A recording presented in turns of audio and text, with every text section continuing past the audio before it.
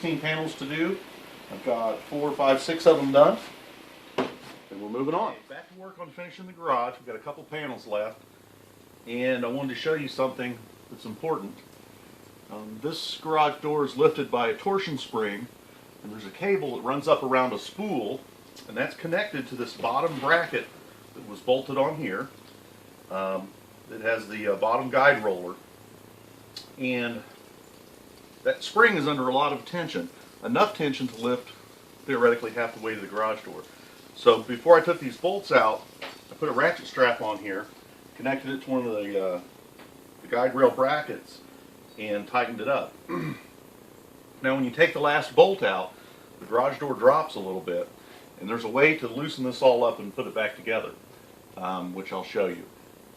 Now the reason why I have to take the bolts out is I want to thread the bolts into the foam so the foam is up firmly against this bracket. And I'll eventually take these out and do that too. And all of the brackets on the garage door I've had off in order to properly get the fasteners into the foam. Now notice how tight this is.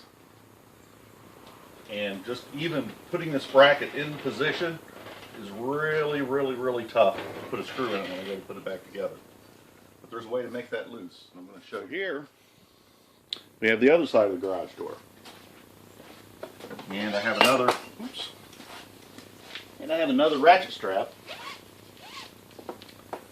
And I can connect that to a bracket on the door.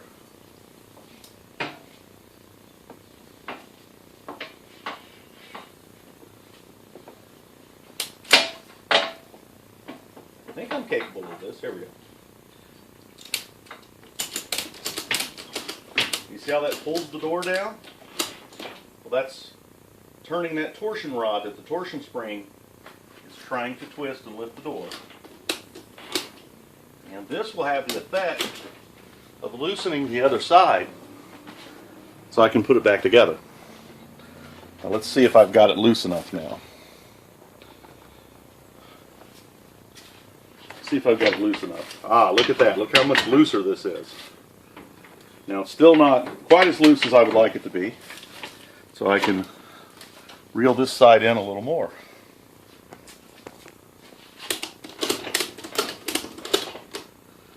And let's go back here. Garage door springs are notoriously dangerous, so you've got to be careful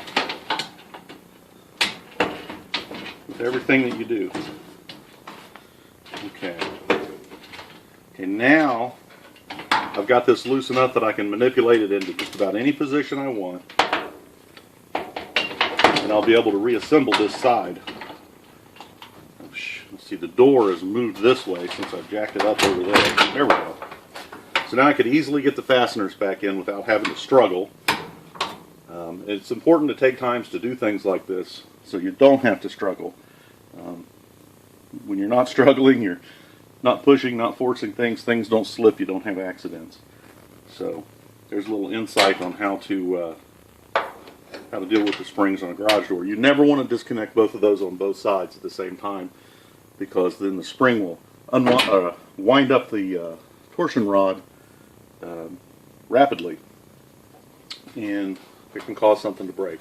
If you're unsure about any of this stuff, get some help from somebody. You don't want to hurt yourself.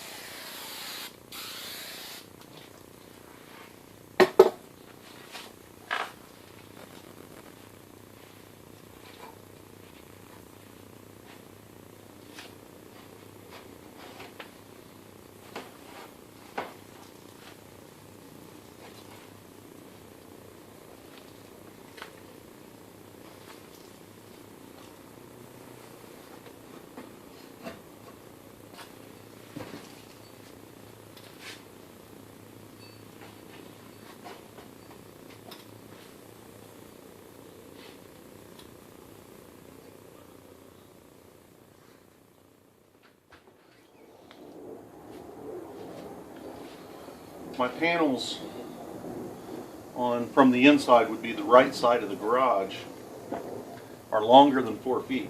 So I started with 4 by 8 foot material, and I found I could take some of my scraps that I've trimmed off those sections that were narrower than that and use this aluminum tape and connect them to the end quite effectively. And this one, a part that'll fit in here nicely. Aluminum tape is a fascinating material.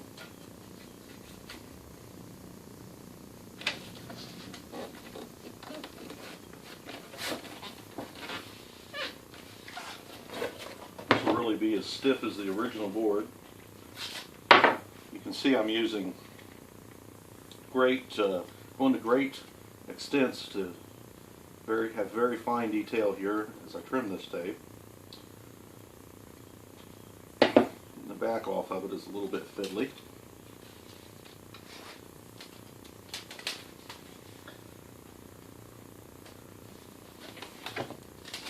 Putting it on the main piece first.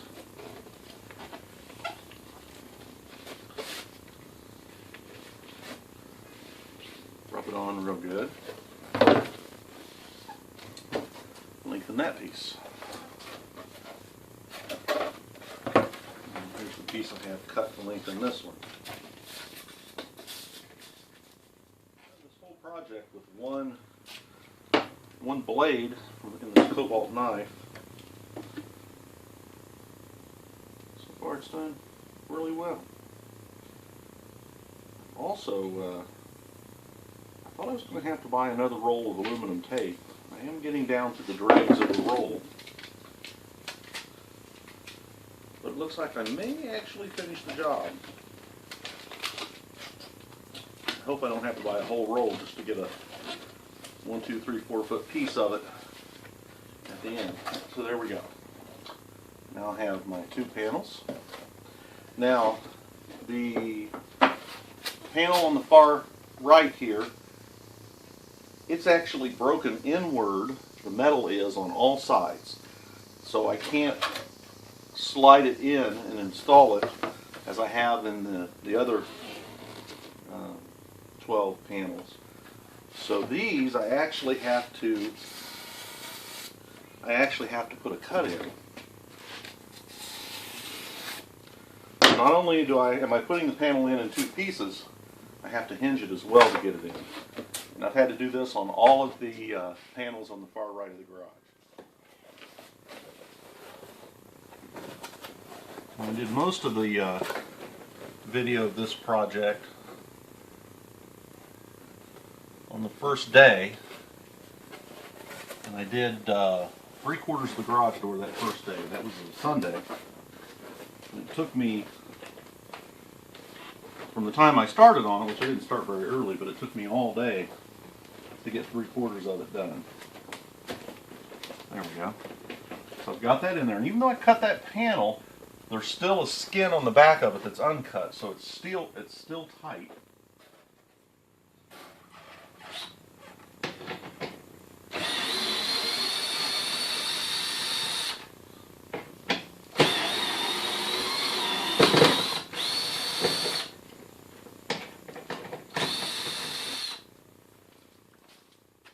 What I'm trying to do, I'm get these hinge screws out so they don't interfere with me putting in the top panel here. This is good. This is being supported by a jack handle.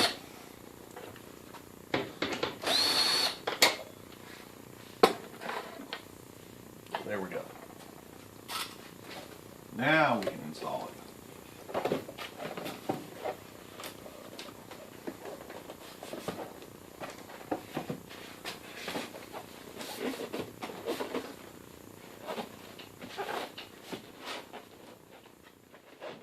Some of the earlier shots I used the edge of a saw to do this. I need to squeeze these 2 panels apart so I can get them overlapping. So I got to lift the top one up and push the bottom one down. And I'm just doing that with a stainless steel ruler.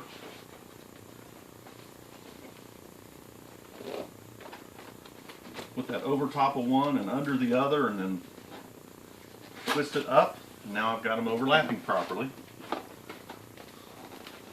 Nothing complicated. There we go. Actually lined the John's Manville logo up fairly reasonably well. Alright, so each of these seams I've been taping, and what that's doing is that's returning the tensile strength to this surface, so when the door is up, the panel won't tend to sag and fall out. Now I don't think it would fall out anyways, but it seems more workmanlike to me to return this back to what it was. Get that strength back.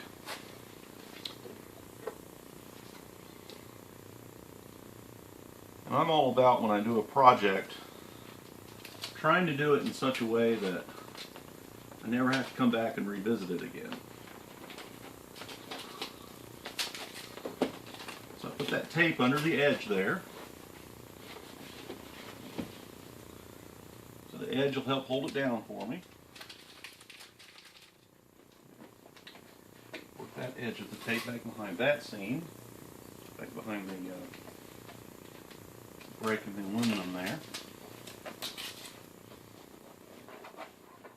I found all of this tape that I rubbed in really good has not lifted up and come loose.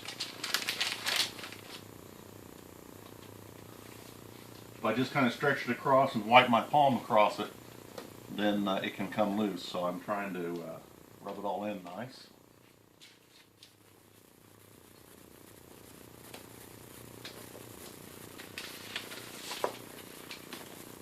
So I start sticking it down here, put a little tension on it as I rub it on. I'm trying to make it so it's not full of wrinkles or anything.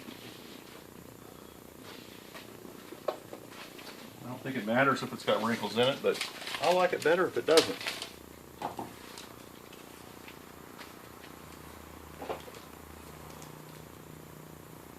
And I've got all the tape, wherever possible, underneath the hardware, underneath the hinges, and cable mounts, and etc.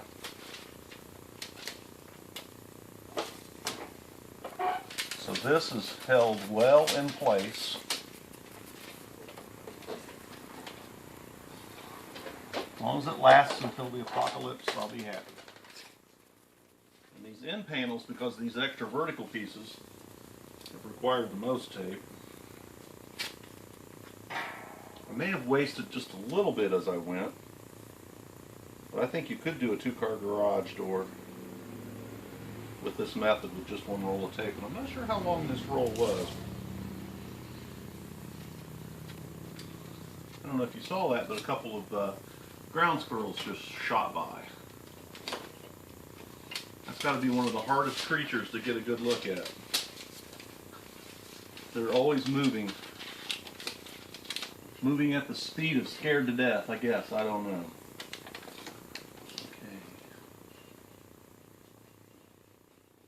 Okay, so now we're all completely buttoned up. It's completely trapped in. And other than putting the fasteners back in, that panel is complete.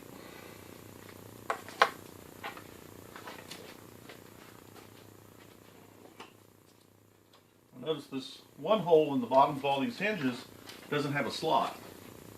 So that sets the location of all the hinges. So as long as I don't take all the fasteners out of the hinges on both sides at the same time, I don't lose any adjustment. Oops.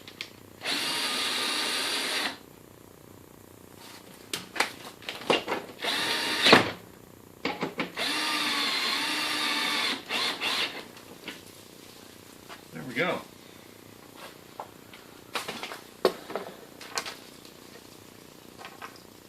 Getting this roller back in place may be a little trickier. This also has the rivet for the cable, and the cable that runs up to the spool. I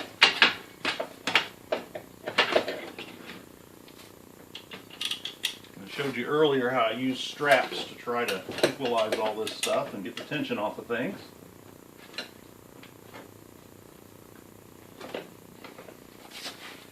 Raise the door up a little bit. There we go.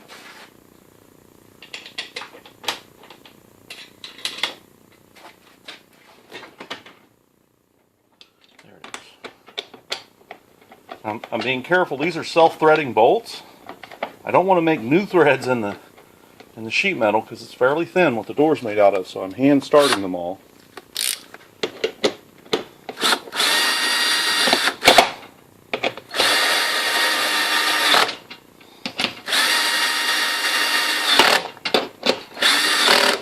There we go. Now the door is properly suspended again. Get this stuff out of the way.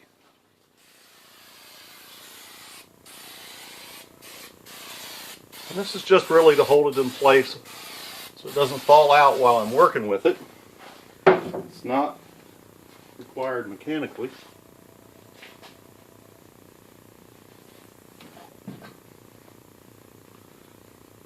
Trim a little bit of this off.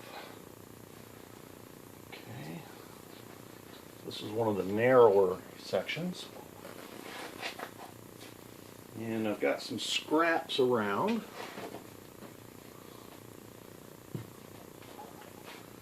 So we will use those up.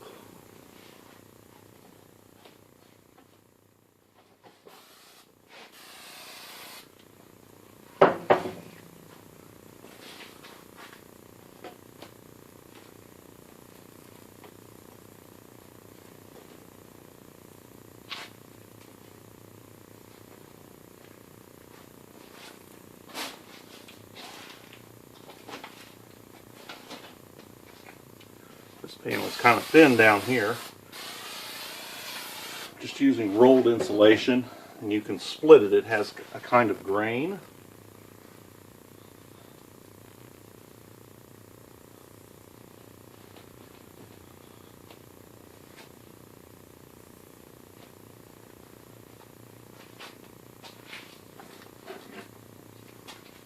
It's almost like opening up the pages of a book.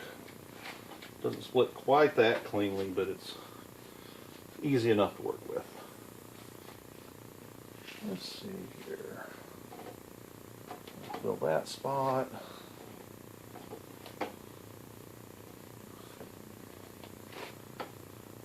Let's see if I can find another scrap.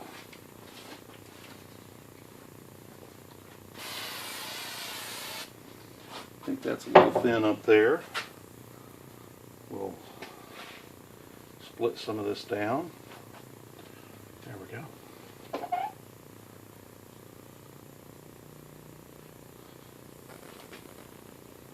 Okay.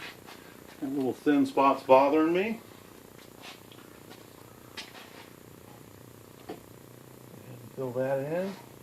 This is the least organized maybe of all of them that I've done. I figured that my R value's probably in the high fives, like 5.5 to 6 here.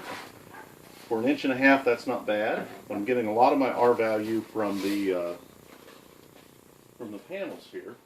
Really easy to trim. Just put your piece in. Got it registered all the way to the left. I can feel the edge of this with the knife.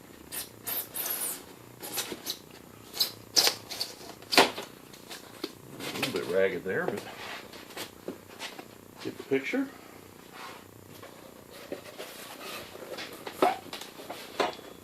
This will be the top piece.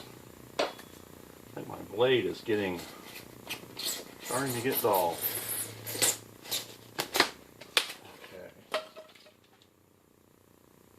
Okay. Panel in here.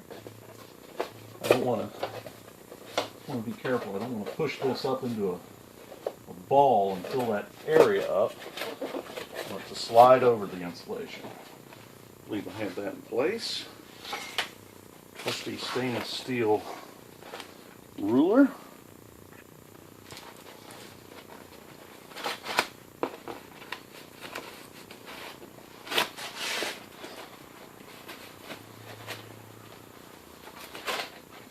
It's not too hard to do projects like this. So that's the last panel. Get all of the tape on it.